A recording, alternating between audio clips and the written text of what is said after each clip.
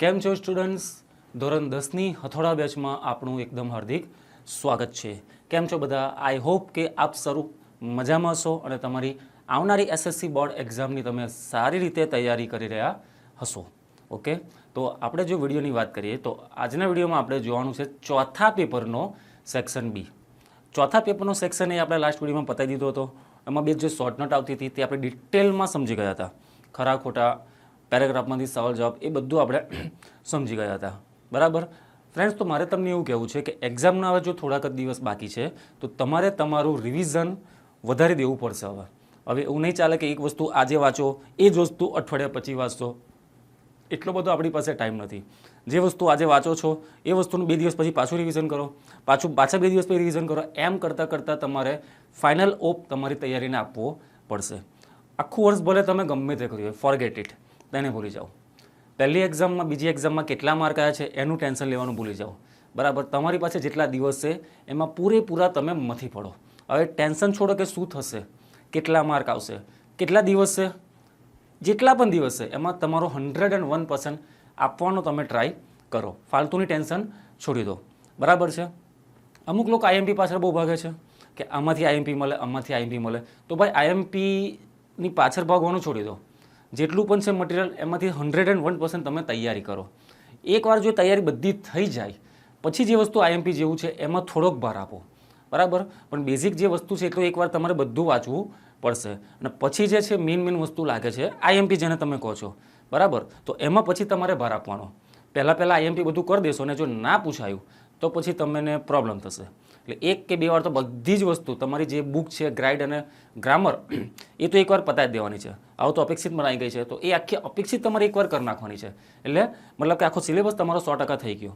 પછી જો વસ્તુમાં આઈએમપી જે તમને લાગે છે તમારા મત મુજબ જે વસ્તુ આઈએમપી છે તો એ પછી તમારે કરવાનું છે. ખાલી આઈએમપી કરીને નથી બેસવાનું. ખાલી આઈએમપી કરશો તો પાસ થવું પણ તમને પ્રોબ્લેમ થઈ જશે. બરાબર, અને જે સ્ટુડન્ટોને તો સારા માર્ક લાવવા છે, 75+ જવું છે, એ લોકોએ તો બધું જ કરવું પડશે. બધું જ એમને કરવું પડશે. નાનામાં નાના સ્પેલિંગથી માંડીને મોટામાં મોટા નિબંધ સુધી આટલી તમારે કમ્પ્લીટ તૈયારી કરવી પડશે. એ લોકો માટે કોઈ આઈએમપી જેવું હોય જ નહીં. જેને 80માંથી 80 લાવવાનો ટાર્ગેટ જે રાખ્યો છે એની માટે આઈએમપી જેવું કંઈ ના હોય. એની માટે બધું જ આઈએમપી હોય. એક નાનામાં નાનો શબ્દ છે તે પણ આઈએમપી કહેવાશે. ઓકે ફ્રેન્ડ્સ, તો ચલો આજનો વિડીયો સ્ટાર્ટ કરીશું. તો સેક્શન એ આપણે પતી ગયો હતો ચોથા પેપરનો, ગાલા અસાઇનમેન્ટનો. આજના વિડીયોમાં આપણે જોઈશું સેક્શન બી. બરાબર, ચલો તો સ્ટાર્ટ કરીશું આપણે વિડીયો. Section B. સેક્શન બીમાં પહેલું શું છે તો કે ભાઈ પહેલું છે તમારે પોયમમાંથી સવાલ જવાબ. પોયમમાંથી તમારે સવાલ જવાબ લખવાના છે ફ્રેન્ડ્સ. બરાબર, પોયમમાંથી સવાલ જવાબ છે ને તમને 3 જેવા પૂછાય છે. પણ અમુક ટાઈમે શું થાય, મોટાભાગનાને એવું લાગે છે કે પોયમમાંથી સવાલ જવાબ ઇઝી છે, બેઠી પંક્તિ તમારે લખી નાખવાની. ભાઈ એ વસ્તુ જો આવું તમે વિચારતા હશો એ તમારી મોટી ભૂલ છે. 3 સવાલ પૂછાય છે એમાંથી એકાદ સવાલ તો એવો આવશે જ કે જેમાં તમારે જવાબ તમારે જાતે બનાવીને થોડો ભાંગતોડ કરીને તમારે લખવાની જરૂર પડશે. બધા સવાલનો જવાબ પોયમમાં બેઠા નહીં મળે. બરાબર, એ પેરેગ્રાફની વસ્તુ અલગ છે. પેરેગ્રાફમાં તમને ખબર પડે છે કે શું કહેવા માંગે છે. પોયમની ભાષા છે ને થોડી કાલ્પનિક હોય છે. બરાબર છે, સીધી ભાષા ના હોય એમાં. તો તમે જવાબ બધા બેઠા સીધા ના લખી શકો. અમુક ટાઈમે જવાબ તમને સીધા મળી જાય તો ઠીક છે, વેલ એન્ડ ગુડ છે. બાકી તો તમારે જવાબ મોડિફાઈ કરીને એ તમારે લખવા પડશે. તો આ પોયમની વાત કરીએ. આમાં શું કીધું છે? I have grown my wings. Grown એટલે ઉગાડવું થાય, ગ્રો એટલે ઉગવું થાય, વૃદ્ધિ થવી. આમાં કવિ એવું કહે છે I have grown my wing. Wing એટલે પાંખો. I have grown my wing, મેં મારી પાંખો ઉગાડી છે, વધારી છે. હવે આઈ want to fly. I want to fly. આ જે કહેવા માગે છે કે મેં મારી પાંખો ઉગાડી છે, આઈ વોન્ટ ટુ ફ્લાય, એનો મતલબ શું એવું થશે કે કવિને પાંખો ચીપકાઈ દીધી છે, ચોંટાડી દીધી છે. પાંખો ચોંટાડીને કવિ આકાશમાં ઉડવા માગે છે. તો આનો મતલબ એવો ના થાય. આનો મતલબ એવું કહેવા માગે છે I have grown my wings ને આઈ વોન્ટ ટુ ફ્લાય. હું આકાશમાં ઉડવા માગું છું. એનો મતલબ કે હું મારા ક્ષેત્રમાં, કોઈ પણ ક્ષેત્ર હોય, કોઈ પણ ફિલ્ડ હોય, એમાં હું સફળતા મેળવવા માગું છું. મેં મારી પાંખો ઉગાડી છે, મતલબ કે મેં મારો રસ્તો બનાવી લીધો છે, મેં મારી તાકાત જમા કરી દીધી છે. હવે હું સફળતા મેળવવા માગું છું. આનો મતલબ આવો થશે. Says my victory where they lie. સેઝનો મતલબ થાય જપ્ત કરી લેવું અથવા લઈ લેવું. જપ્ત કરવું અથવા લઈ લેવું. વિક્ટરીનો મતલબ થાય વિજય અથવા જીત. વેર ધે લાઈ, લાઈનો મતલબ થાય પડ્યું હોવું. પોએમ સમજવા માટેના મતલબ સમજવો બહુ જરૂરી છે, બાકી તમને આઈડિયા નહીં આવે. અંદર એવું કહે છે સેઝ માય વિક્ટરી, સેઝ એટલે લઈ લઈશું, વિક્ટરી એટલે વિજય, જીત, સક્સેસ. જે પણ જગ્યા પર મારી સફળતા છે એને હું લઈને જ રહીશ, સેઝ કરી દઈશ. વેર એટલે ગમે ત્યાં, વેર એટલે ગમે ત્યાં, ધે લાઈ, લાઈ એટલે પડ્યું રહેલું, એટલે મારી સફળતા કોઈ બી દુનિયામાં કોઈ પણ જગ્યાએ મારી સફળતા હશે એને હું લઈ રહીશ. એ સફળતા મેળવવા કોઈ પણ પ્રયત્ન, કેટલા પણ પ્રયત્ન કરવા પડે એવું કરી નાખીશ. આનો મતલબ આ થશે. Mom, mummy. But please don't cry, cry એટલે રડવું થાય, એ તો બધાને ખબર જ હશે. ક્રાય એટલે રડવું. કવિ કહે છે મમ્મીને, એમની માતાને કહે છે કે મમ્મી તું રડીશ ના, બરાબર, તું રડીશ ના. Just let me find my way. Way એટલે રસ્તો, વે એટલે રસ્તો, ને ફાઇન્ડ એટલે શોધવું થાય. લેટ એટલે ચાલ, લેટનો મતલબ ચાલ થાય ને, લેટ્સ એટલે ચાલો. આ બંનેનો મતલબ અલગ છે. અમુકને લેટ અને લેટ્સમાં કોઈ તફાવત નહીં, ઘોડા અને ગધેડામાં કોઈ તફાવત જ ના લાગે. ભાઈ લેટ એટલે ચાલ થાય, ખાલી મારે એકલા જો કંઈ કામ કરવું હોય તો હું લેટ કહીશ કે let me go to my home, મને મારે ઘેર જવા દે. લેટ મી રીડ, મને વાંચવા દે. લેટ મી ઈટ, મને ખાવા દે. લેટ્સનો મતલબ ચાલો થાય. લેટની પાછળ જે એસ લાગે તો આખા લેટ્સનો મતલબ ચાલો. Let's go to watch movie, ચાલો મૂવી જોવા જઈએ. લેટ્સ રીડ ટુગેધર, ચાલો ભેગા થઈને વાંચીએ. તો લેટ્સનો મતલબ અલગ થશે આમાં. તો કવિ એવું કહે છે કે લેટ મી એટલે ચાલ મને, ફાઇન્ડ માય વે એટલે મને મારો રસ્તો શોધવા દેવો. તું મમ્મી તું રડીશ ના, બરાબર, હું દુનિયામાં એકલો જઈશ, સફળતા મેળવીશ, એની માટે પરિશ્રમ કરીશ, મને મારો રસ્તો શોધવા દે, તું એનું ટેન્શન ના લઈશ. માતાને એવું કહે છે આ કવિ. ચલો આટલું જ હતી પોએમ. 3 સવાલ તમને પૂછશે એમાંથી.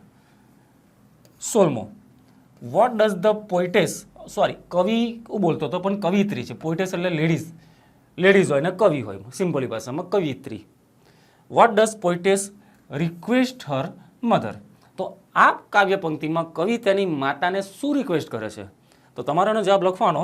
16માનો જવાબ તમારે આ રીતે લખવાનો કે ધ કરતા પહેલાં આવે. હંમેશા કોઈ પણ વાક્ય હોય ને એમાં કરતા પહેલાં આવે. આ બેઝિક નિયમ યાદ રાખવાનો. તો વાક્ય તમારું ખોટું નહીં પડે. ઘણા બધાને વાક્ય બનાવવામાં તકલીફ થાય છે ને એને કારણે માર્ક જતા રહેશે એમના. બાકી જવાબ તો પેરેગ્રાફમાંથી ને પોએમમાંથી શોધવો કે બહુ મોટી વાત નથી, પણ મોટી વાત એ છે કે આન્સરને પ્રેઝન્ટ કઈ રીતે કરવો, લખવો કઈ રીતે. તો આમાં શું છે? કવિ તેમની માતાને શું રિક્વેસ્ટ કરે છે? The poetess request her mother not to cry, એટલે નહીં રડવાની રિક્વેસ્ટ કરે છે. બસ આ સિમ્પલ તમારો જવાબ. કવિ તેની માતાને, કવિત્રી તેમની માતાને રિક્વેસ્ટ કરે છે કે માં તું રડીશ નહીં. એની પછી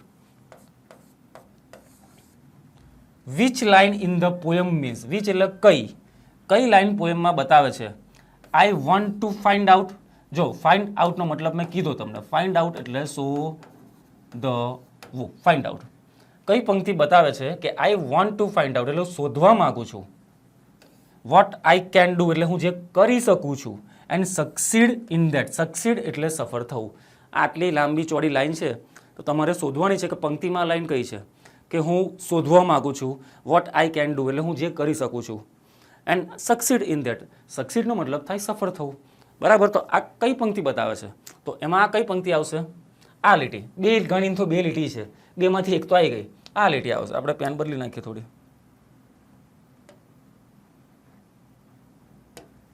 આ લીટી કે આઈ વોન્ટ ટુ ફ્લાય, ઉડવા માંગુ છું. Seize my victory where they lie. બસ આટલું તમારે ખાલી લખવાનું. આટલું લખ્યું તમે. આ જવાબ લખીને પછી તમારે લખવાનું કે ધીસ લાઇન, વિચની જગ્યા પર તમારે શું લખવાનું? THIS. વિચની જગ્યાએ તમારે લખવાનું this. This line in the poem means I want to find out and I want to find out what I can do and succeed in that. આ લીટી તમારે બતાવે છે. ખાલી આ બે જવાબ લખીને નહીં આવવાનું. પરફેક્ટ માર્ક જોઈતો ને તો આ નાની નાની વસ્તુનું ધ્યાન રાખવાનું, બરાબર. કેમ કે જેવા તમારો માર્ક 75, 76 જેવા જશે ને તો બોર્ડમાં ફરી વાર રીચેક થશે. એમાં નાની નાની ભૂલો કાઢવામાં આવશે અને એમ કરીને તમને માર્ક લાવતા અટકાવવામાં આવશે. તો આપણે એ કંઈ ભૂલ કરવાની જ નહીં. પેપર ચેક કરનારને આપણે મોકો જ નહીં આપવાનો કે આપણી આવી નાની નાની ભૂલો કાઢે તો જ માર્ક આવશે. 80માંથી 80નો ટાર્ગેટ તો જ પૂરો થશે, બરાબર. પહેલાં લખવાનું, આ લીટી લખવાની પહેલાં.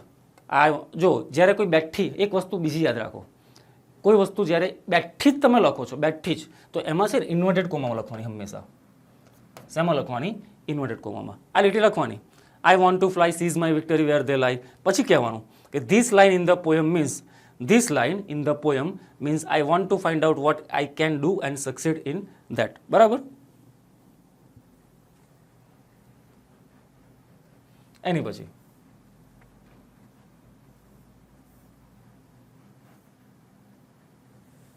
પાછું વિચ લાઇન શોઝ ધેટ, કઈ પંક્તિ એવું બતાવે છે poetess want her mother to be brave. કવિ ઈચ્છે છે, કવિ પોઇટેસ એટલે કવિત્રી, લેડીઝ કવિ, વોન્ટ એટલે ઈચ્છે છે, હર મધર એટલે તેની માતાને, ટુ બી એટલે બનવું થાય. આ યાદ રાખજો, ટુ બી એટલે બનવું, ટુ બી હોવું, હોવું અથવા બનવું. તો કઈ લીટી પંક્તિમાં બતાવે છે કે કવિ તેમની માતાને બહાદુર, બ્રેવ એટલે મજબૂત, બહાદુર બનવાનું કહે છે. તો કઈ લીટી આવશે? આ લીટી. આ અહીંથી ઇન્વર્ટેડ કોમ લખવાનું, I am going mom but please don't, નહીં, પ્લીઝ ડોન્ટ ક્રાય, બસ આટલું. હું જાઉં છું પણ તું રડીશ ના, તું મક્કમ રહે, તું હિંમત રાખ, તું મારા પર ભરોસો રાખ. તો આ લીટી લખવાની તમારે. ને આ લીટી લખીને પછી લખવાનું, વીચની જગ્યા પર લખવાનું ધીસ. હવે વીચ તો સવાલ પૂછવા કામ લાગે, તો સવાલમાં આપણે વીચનું કોઈ કામ નથી જવાબ લખવામાં, તો વીચની જગ્યાએ તમારે ધીસ લખવાનું. ધીસ લાઇન શોઝ ધેટ, આ લીટી બતાવે છે કે the poetess wants her mother to be brave. બરાબર. તો આ લીટી તમને બતાવે છે. ચલો એની પછી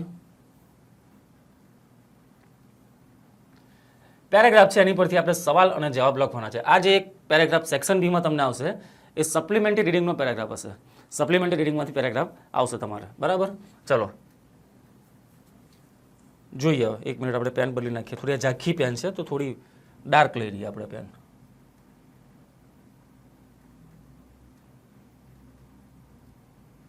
હા ચાલો કોઈ બી ચાલશે. હી વોચડ, તેનું જોયેલું, ઈડી લાગે છે મતલબ ભૂતકાળ છે. હી વોચડ ફેસિનેટેડ. ભાઈ ફેસિનેટેડ નો મતલબ થાય આકર્ષાવું. ફેસિનેટેડ નો સિમ્પલી મતલબ થશે આકર્ષાવું. હી વોચડ ફેસિનેટેડ મતલબ તે જોઈ લો, ફેસિનેટેડ એટલે આકર્ષાયો હતો. એઝ ડે આફ્ટર ડે એટલે દિવસો પછી દિવસો, વોરિયર એટલે યોદ્ધા, સૈનિક, વોરિયર એટલે સૈનિક, લેબર, લેબર એટલે મહેનત, પરિશ્રમ. ભાઈ યાદ રાખજો લેબરના બે મતલબ થશે. લેબર એટલે પહેલો મતલબ હમણાં કીધો પરિશ્રમ, અને લેબરનો બીજો મતલબ થશે મજૂર. લેબર એટલે મજૂર પણ થાય, પણ અહીંયાનો મતલબ થશે પરિશ્રમ. તેને જોયું કે તે પેલો સૈનિક હતો વોરિયર, લેબર એટલે પરિશ્રમ, મહેનત કરતો હતો. At a seemingly impossible task. Seemingly એટલે દેખાતી રીતે, સિમિંગલી એટલે શું થાય? દેખાતી રીતે. ઇમ્પોસિબલ એટલે અશક્ય, ને ટાસ્ક એટલે કાર્ય. તેને જોયું કે ડે આફ્ટર ડે એટલે દરરોજ ને રોજ, રોજે રોજ જે પેલો સૈનિક વોરિયર હતો, લેબર એટલે મહેનત, પરિશ્રમ કરતો હતો. સિમિંગલી એટલે દેખાતી રીતે, જે આપણે દેખાતી રીતે, જેને આપણે જોઈ શકીએ. સિમિંગલી ઇમ્પોસિબલ ટાસ્ક, ઇમ્પોસિબલ એટલે અશક્ય, ટાસ્ક એટલે કાર્ય.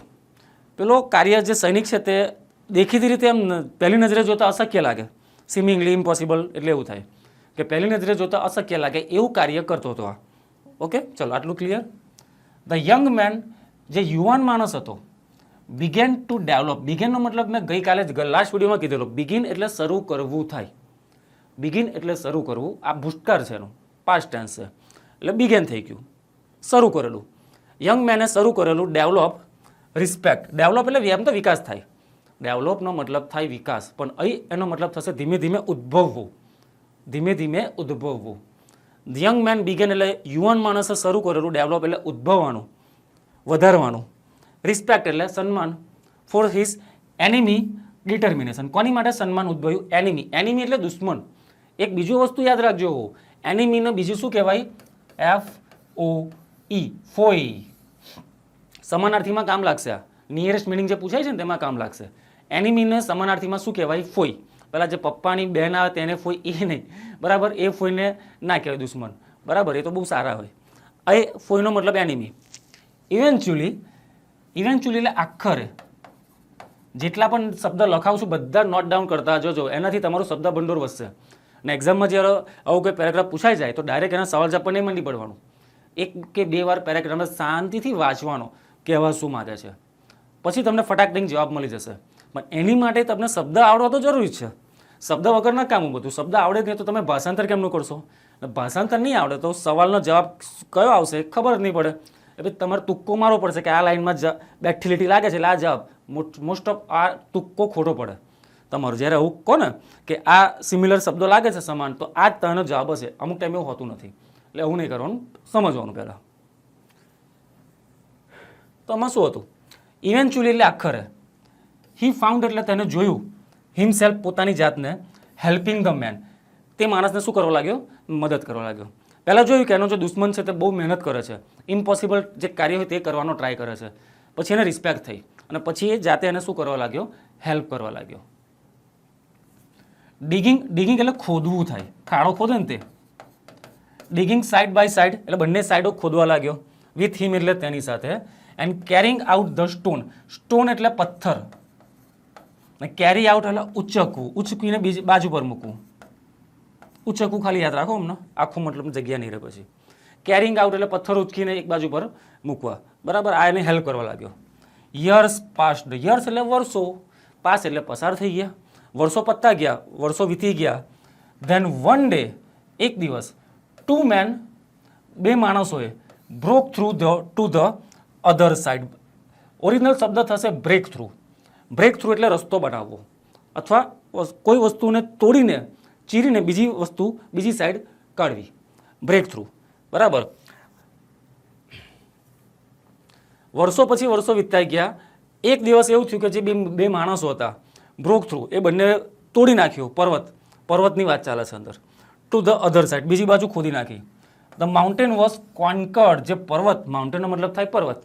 માઉન્ટેન વોઝ કોન્કર એટલે જીતવું. કોન્કરનો મતલબ થશે જીતવું. પર્વતને જીતી લેવાયો હતો. બરાબર. એ લોકો વર્ષો લાગી ગયા.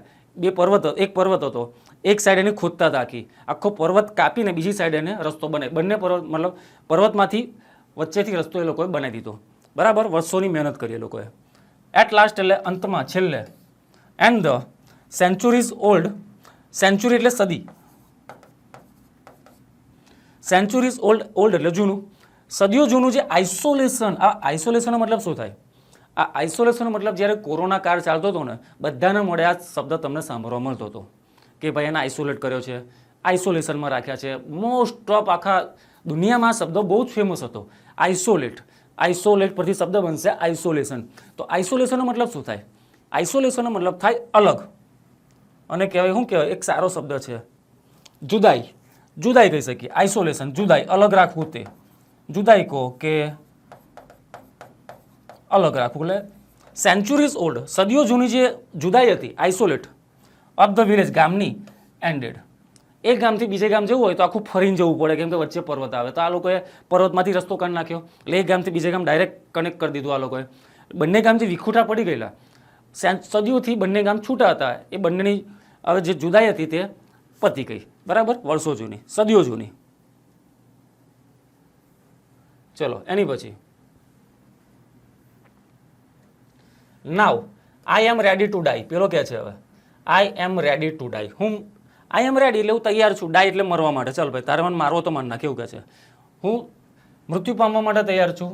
સેટ ધ વોરિયર એટલે પેલો સૈનિક કે છે. Kneeling before the young man. પેલા યુવાન માણસની સામે શું કરે છે? ની એટલે ઘૂંટણ થાય. નીનો મતલબ થાય ઘૂંટણ. એટલે પેલો યંગ માણસ છે, યુવાન માણસ, એની સામે ઘૂંટણીએ પડે છે કે તારે મને મારવો તો મારી નાખ, મારું કામ પતી ગયું. Clive my head into. Clive એટલે કાપવું. ક્લીવનો એક વસ્તુ બીજી યાદ રાખજો. જો ભાઈ, મેં તમને કહું સમાનાર્થી. ક્લીવનો બીજો એક મતલબ થશે કટ. યાદ રાખજો બંને શબ્દ. ક્લીવનો બીજો મતલબ શું થશે? Cut.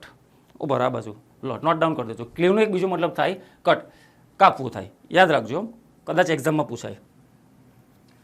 The youth raised his sword. Sword એટલે તલવાર. સ્વોર્ડનો મતલબ શું થાય? તલવાર. જે પેલો યુવાન માણસ હતો, રેઝ એટલે તેને ઉગામી, સ્વોર્ડ એટલે તલવાર. સો ધેટ, આ કન્જક્શન છે. આ કન્જક્શનમાં તમને આ વસ્તુ કામ લાગશે. સો ધેટનો મતલબ થાય કે જેથી. સો ધેટનો મતલબ શું થાય? કે જેથી. તલવાર તેને રેઝ એટલે ઉગામી. સો ધેટ કે જેથી હિઝ ફાધર્સ ડેથ, તેના પિતાની મૃત્યુ કુડ બી રિવેન્જ, સ્પેલિંગ ખોટો છે. રિવેન્જ, રિવેન્જ એટલે બદલો.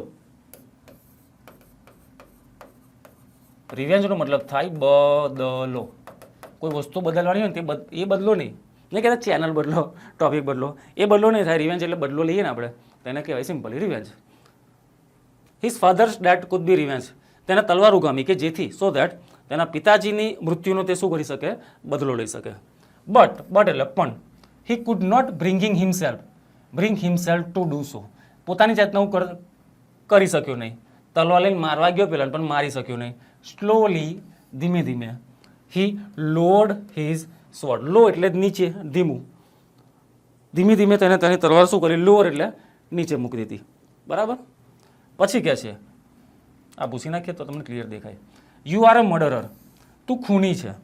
હી સેડ, તેને કીધું. બટ આઈ હેવ લર્ન એટલે શીખવું થાય. આ એનું ભૂતકૃદન છે. I have learn much from you. From you એટલે તારી પાસેથી.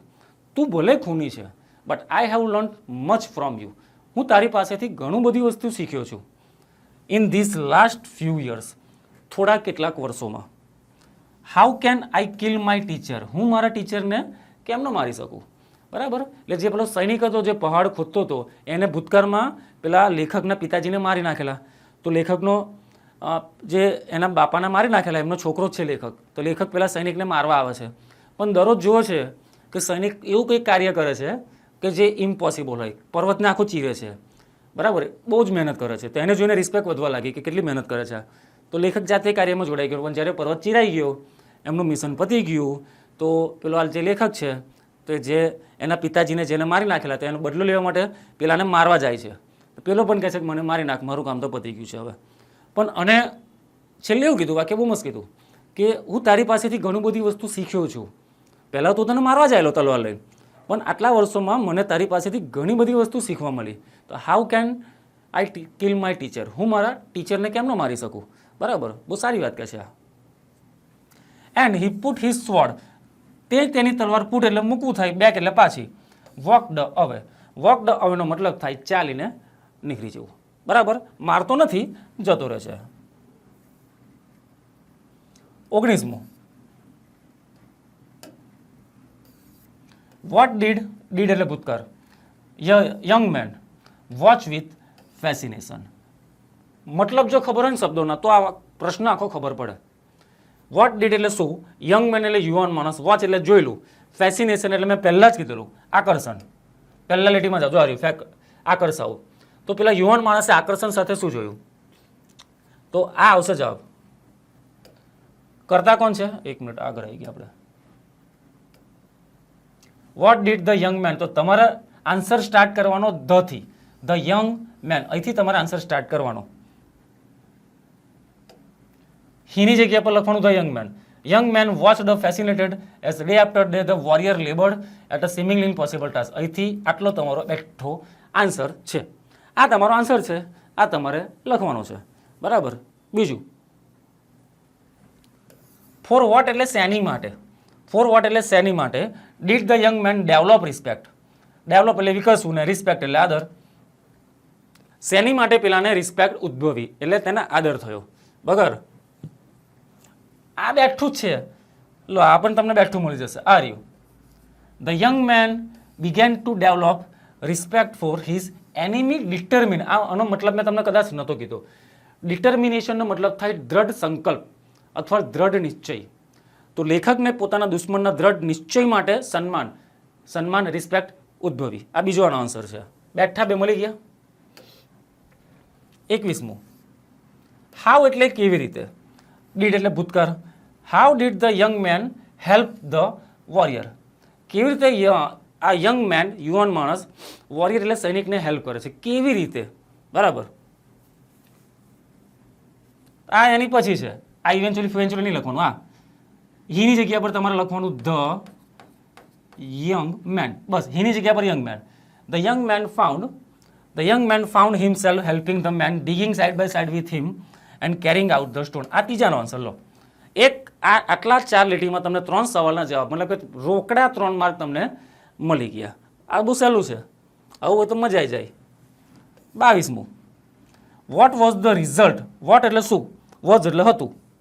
વોટ વોઝ ધ રિઝલ્ટ એટલે શું પરિણામ હતું of the hard work of the two men, બે માણસના હાર્ડવર્કનું શું પરિણામ હતું આવશે. જો તો તમારે લખવાનું ધ માઉન્ટેન વોઝ કોન્કર્ડ, પર્વતને જીતી લેવાયો. At last the centuries old isolation of the village ended. અથવા અહીંથી લખવાનું સ્ટાર્ટ કરો તોય ચાલશે તમારે કે the two men break through to the other side. આમાં ખાલી એડ કરવું પડશે other side of the mountain. બે માણસોએ પર્વતની બીજી સાઈડ ખોદી નાખી. The mountain was conquered at last and the century old isolation of the village ended. અહીંથી આ તમારો આન્સર આવશે, ખાલી થોડું એડ કરવાનું આવશે કે the other side of the mountain. આટલી વસ્તુ ખાલી એડ અંદર કરવાની આવશે, બાકી તમારે બેઠું મળી જશે. તો ટોટલ 19, 20, 21, 22 ટોટલ 4 સવાલ કર્યા આપણે. લો પાંચમું 23 બી છે, મને એવું કે 4 જ હશે. 23મું વોટ ડીડ ધ વોરિયર સે. સૈનિક, વોરિયર એટલે સૈનિક, સે એટલે કહે છે, સૈનિક શું કહે છે when the road was completed, જ્યારે રોડ કમ્પ્લીટ થાય છે તો સૈનિક શું કહે છે. તો જોઈએ સૈનિક આપણા શું કહે છે. બરાબર, પાછું જવું પડશે અંદર.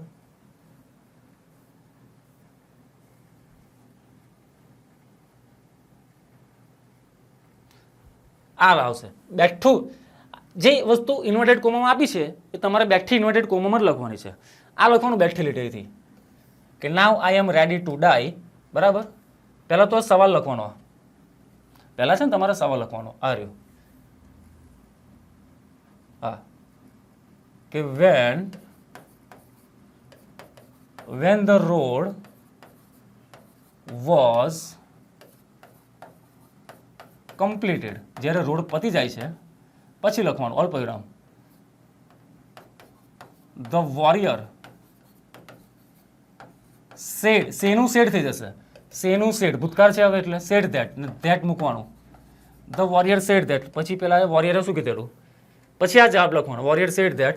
આ ઇન્વર્ટેડ કોમમાં લખવાનું કે now I am ready to die. Bus, cleave my head in two.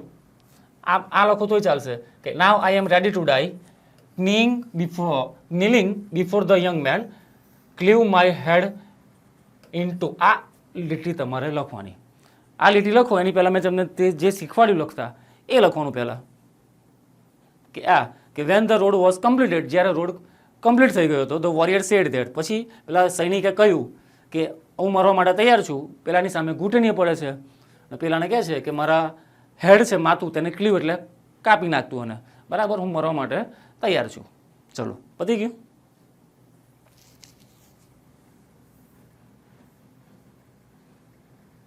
પછી શું છે જો રીડ ધ ફોલોઈંગ ડેટા. ઉપર નાનું કરી દે બાકી તમને ઝાખું દેખાશે. Read the following data and answer the question. તમારે જે ડેટા અંદર આકૃતિ કે જે ડેટા આપેલો છે એ તમારે જોવાનો છે ને એની ઉપરથી તમારે સવાલના જવાબ લખવાના છે. આવો જ્યારે કોઈ ડેટા તમને આપવામાં આવે તો તમારે ધ્યાનથી જોવાનું, ડાયરેક્ટ જવાબ લખવા મંડી નહીં પડવાનું. અમુક ટાઈમે જે દેખાય ને તે હોતું નથી, જે દેખાય તે હોતું નથી. તો પહેલાં ડેટાને ધ્યાનથી જો કહેવા શું માગે. જેમ કે આ શું છે કેશ મેમો. કેશ મેમોનો મતલબ શું થાય, દુકાનમાંથી તમે જ્યારે કોઈ રોકડામાં વસ્તુ ખરીદો તો તમને બિલ આપે, એ બિલને જ કહેવાય કેશ મેમો. બરાબર, અમુકને ખબર ના હોય કે આ શું હોય. પછી નંબર જોવાનો છે ધ્યાનથી, નામ વાંચવાનું. નામ શું છે તો કે પુસ્તક ભંડાર, સરનામું આપેલું છે ઓપોઝિટ શિવ સિનેમા જુનાગઢ. અમુકને નહીં દેખાતું હોય, કદાચ હું નાનું કરી દઉં. જો ભાઈ થોડું એડજસ્ટ કરી લેજો. આ પિક્ચર છે ને એટલે થોડું ફાટે એમ મોટું કરી, એટલે તમને ખબર હશે મોબાઈલ યુઝ કરો છો ને. સરનામું opposite Shiv cinema Junagadh. Book and magazine આપેલું છે. 2 વસ્તુનું બિલ છે. ચિત્રલેખા ધ ઇગ્નાઇટેડ માઇન્ડ, એકની કિંમત 15 છે અને બીજાની 150 રૂપિયા. ટોટલ કિંમત કેટલી છે 165. એટલે ટોટલ અમાઉન્ટ છે 165 રૂપિયા. એટલે 165 રૂપિયાની બુક આ લોકોએ ખરીદી છે ને એનું તમને આ બિલ આપવામાં આવેલું છે. તો આની પરથી તમને સવાલના જવાબ આપવાના આવશે. બરાબર, પણ એ આપણે જોઈશું બીજા વિડીયોમાં. આટલા વિડીયોમાં આપણે આજે આટલે સુધી જ રાખીશું, કેમ કે વધારે કરાવીશ તો તમને માઇન્ડ પછી હેંગ થઈ જશે. બરાબર, તો આટલે સુધી રાખીએ. બીજા વિડીયોમાં આપણે આ ટોપિક જોઈશું. ચલો તો તૈયારી કરજો. બરાબર, stay healthy, stay cool. Bye by.